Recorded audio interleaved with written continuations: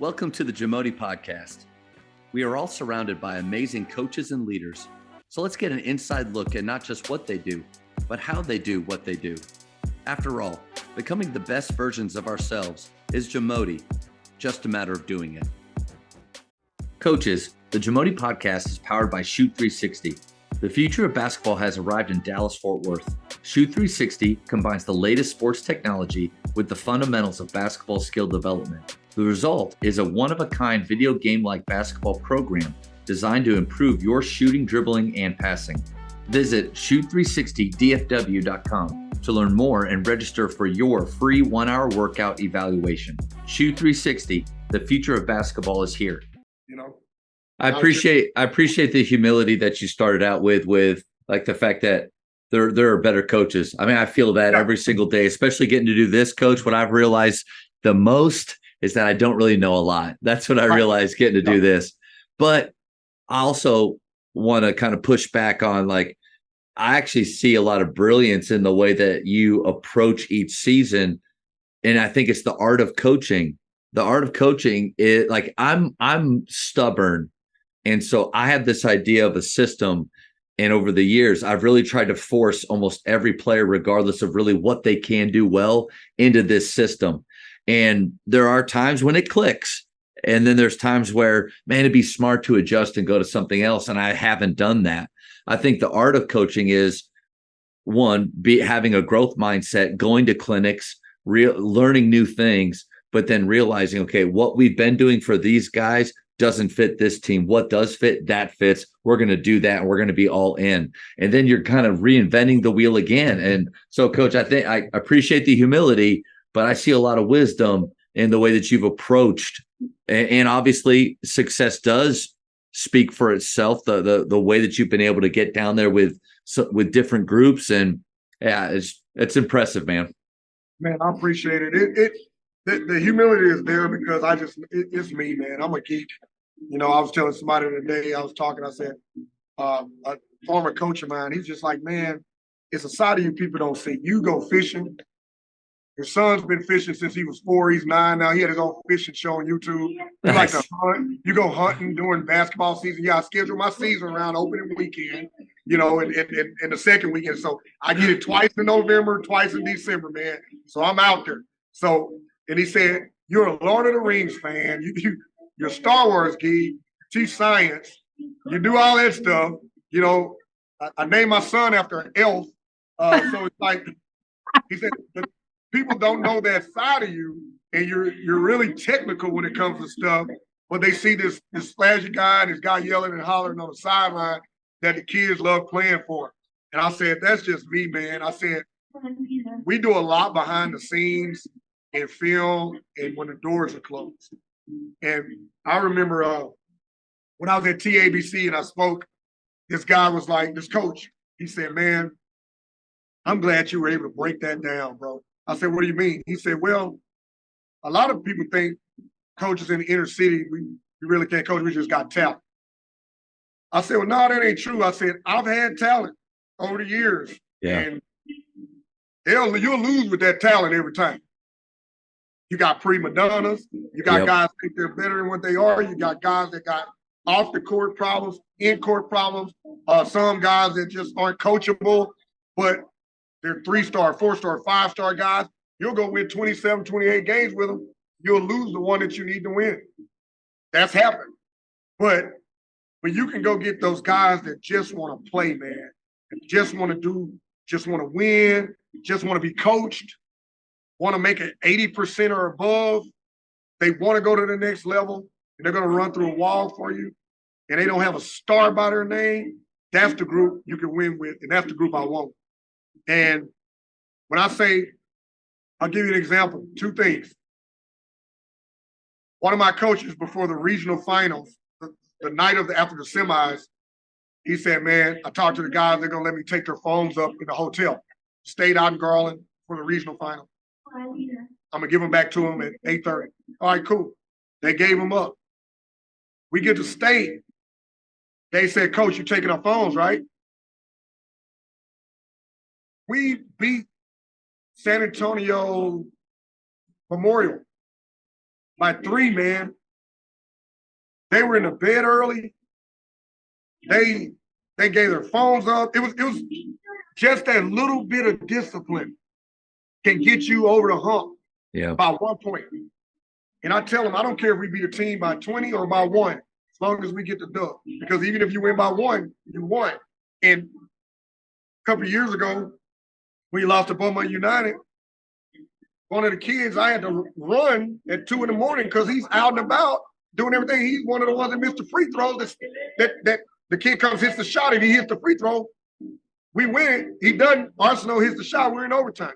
But just that little bit, man, can cause you to lose. And this team, they were resilient.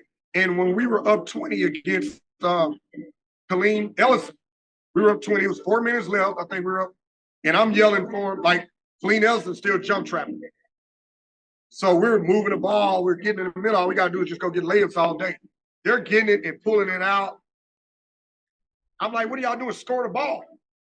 And they all looked at me and they said, Coach, we got it. They said, we got it.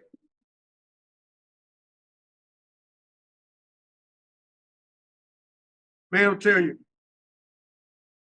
So during our district, we don't score over 100. We don't like to go over 100 points, put 100 on somebody that's lesser talent in our district. So if you're playing a team, you know they're not as good.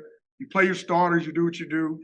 I probably coach them harder than lesser teams than better teams because I don't want them getting out there. Yeah. And I learned that from a high school coach. You coach them harder than those games because they'll start trying to dunk and throw. You're not doing what you're supposed to do in playing defense. You're going to sit your butt down over here. So they did what they were supposed to do, and then I'd pull them out, put other guys in, and let them get it that don't get as much playing time. But we'll get at 87 or 88. It may be 4 minutes left. I'll start working on our stall. Students, please report to the main. And I had a few coaches that would email me, text me, or even call our athletic director and said, he's a stand-up guy, man. Let our kids leave with some dignity. Didn't try to go over 100 points. I mean, even if we hit a 3 and we're at 97, no. Pull it out. I mean, one time I had to hold it for 3 minutes. Wow. And when those kids told me, and we were up 20 on Colleen Ellison, I'm at state, man, I want to blow them out. They said, Coach, we got it. I knew I coached them that year. I knew I did a good job with that group because they were up. And they could have put 30-some on them. And they were like, we got it. They all looked at me. Somebody got fouled. Somebody got they said, Coach, we got it. Man, that's when I was already had a tick. I had to sit in that chair. And I was just like, look, I'm like, all right, man. But I got a little emotional because you couldn't ask for anything better, man. That's when I knew. It wasn't about winning that state championship and what everybody says you did. When I knew I did a good job is the character that those boys had for pulling it out and saying, we're up, now it's time to get out of here. We got the win, let's get out of here now. We ain't gotta beat them by 30 for embarrassment. We finna get out of here. Yeah. That was them, man. And I was like, dang, can I have that every year? Can I have that every year? I mean, we lost to Carter High School first game of the season in overtime. And I shouldn't have coached that game. Something was wrong with me. I didn't know, but I almost passed out in the locker room after the game. Brother took me to the hospital, found out I was severely dehydrated. Now I'm on diabetic medicine, high blood pressure medicine, all that. This stuff can get to you. And over the years, and I was in the hospital 4 days. And my point guard made one of the coaches bring him to see me. I had to take the oxygen out of my nose. I was embarrassed. I didn't want him to see. He said, Coach, I just had to see you. He said, Coach, I got it. We're going to be okay. They had to go play 2 games without me, one in Houston and one against another school. And they won them. And I was back on the sideline. I shouldn't have been. We were playing in the Hoop Fest out here at Duncanville over Thanksgiving. And we beat Vashon, which was number 23 team in the country out of Missouri. And we beat San Antonio Brennan, who was number 2 in 6A. And then we flew to Atlanta. We played TSF, the Skill Factory, their post-grad team. These guys, 19-year-old post-grad. We playing, and check it out, man. We're playing the NBA rules, right? Because I guess that's what they do. Nice. 24-second shot clock, resets to 14 seconds. Foul count starts over every quarter. 16 fouls, and whatever else goes with that. Only thing they said we didn't have to play was the NBA 3-point line. Okay, what about 3 seconds? What about defensive 3 seconds? They call that too. That's a tough shift from tough. high school ball. That's tough. But we never really got caught in it because we're playing man and we're moving. Yeah. You're in help, but they were so good, man. They were good, and I had to figure it out. So what we did, they were big. Make or miss, as soon as that ball came out, we were gone. Oh, I forgot, 10-minute quarters. That extra 2 minutes is something. Yeah, it's a whole other quarter. Yeah. I had to play every kid I had. I mean, even guys that would get 2 or 3 minutes to give guys breaks. And one of my players I didn't have because he had been injured, we beat him 93 to 80, 86 or something. And then the next night we had to go play Wheeler, who was the number 9 team in the country. Had the point guard Isaiah Collier, number 1 point guard in the country, went to USC. They're 6'10", 6'9", 6'10", 6'8", 6'6" guard, Iowa State, 6'5" guard somewhere. That was the first time I've ever walked in the gym, man, and looked at a high school team. And I was like, God, no. It looked like a college team. And we were in their butts, man, 3.5 quarters. We just ran out of gas that last 5 minutes, and that's when they took off on us, beat us by 16. That night, they looked at me in the locker room, and they said, Coach, we're not going to lose another game. And I didn't believe it. I said, okay. 28 straight. Wow. Some were big wins, some were by 1 or 2, some were by 2, some were by, but they won them. Yeah. And to be able to, the hardest thing about last year was keeping them winning. Because I believe you need a drop a game here or there, to get back in the lab, refocus, go over film. All right, man. Not get complacent. Yeah. Yeah, it keeps you honest. It keeps you honest. It keeps you hungry. They got a little complacent at times. They started feeling themselves, and I got to go and be an a-hole and go off, and y'all ain't did nothing.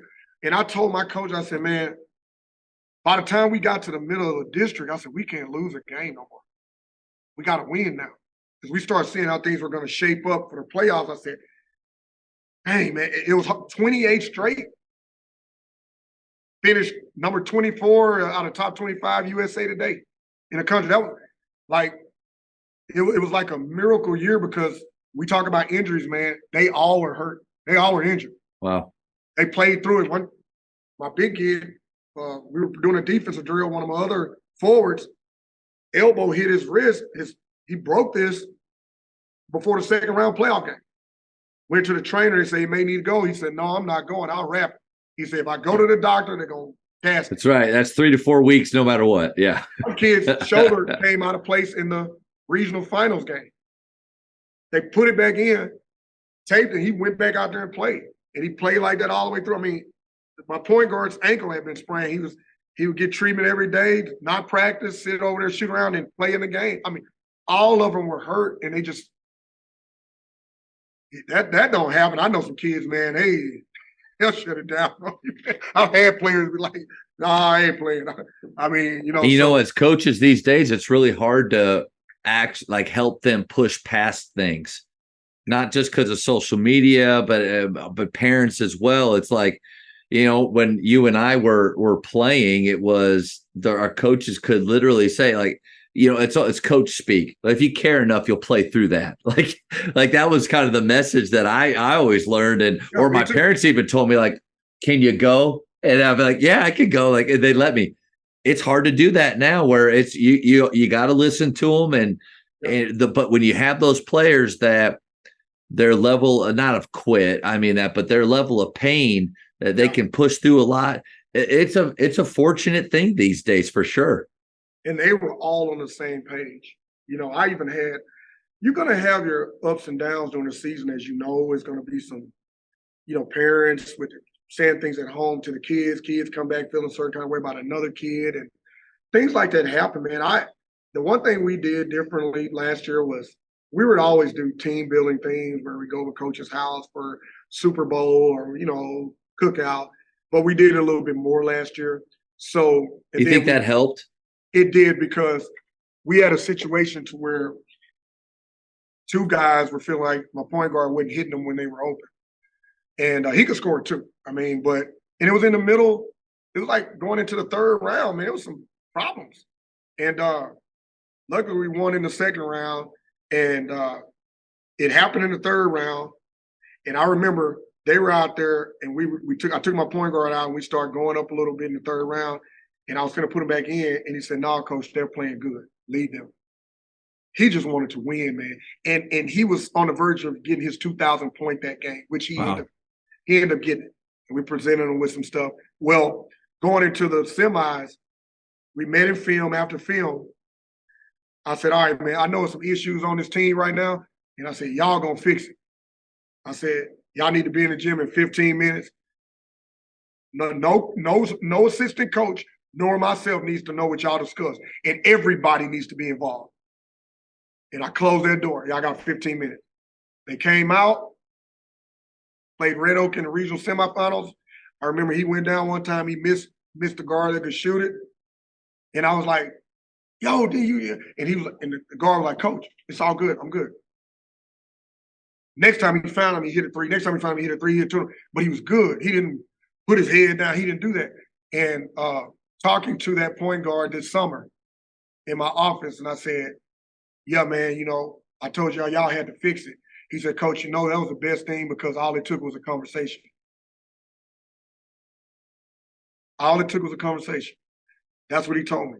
That kid, that shooter, ended up getting regional finals MVP.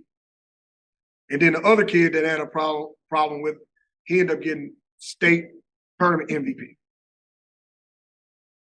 Now this kid, point guard, got all state. He made all state, but he saw that it's not about myself, it's for the betterment of the team.